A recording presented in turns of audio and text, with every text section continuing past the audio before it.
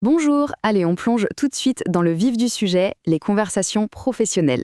Comment déjouer les pièges en pleine négociation? Comment vraiment reprendre le contrôle de nos décisions?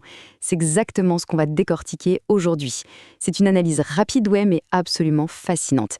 Et ça va littéralement changer notre façon d'écouter et d'argumenter au quotidien.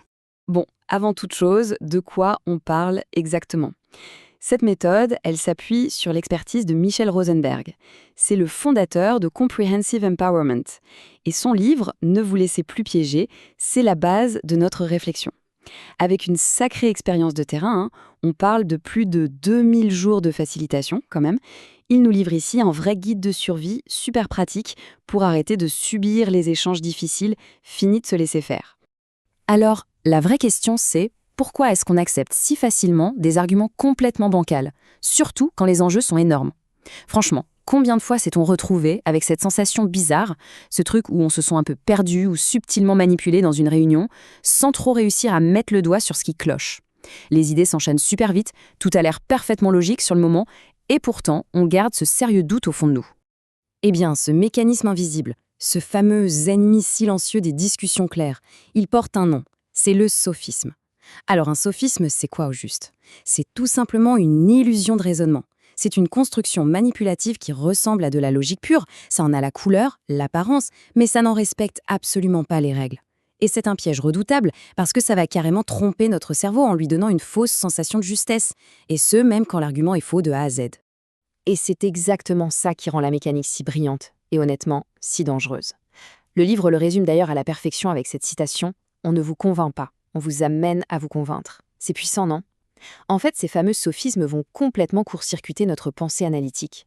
Ils jouent sur nos raccourcis cognitifs pour nous pousser à adopter, de façon hyper naturelle, une idée qui a été plantée par quelqu'un d'autre. Résultat, on n'examine même plus l'information, on l'absorbe tout simplement. Alors, comment on fait pour reprendre le pouvoir face à tout ça? La méthode nous donne un plan d'action hyper clair, en 3 étapes. Première étape, comprendre. Il faut d'abord assimiler pourquoi notre esprit se laisse si facilement piéger.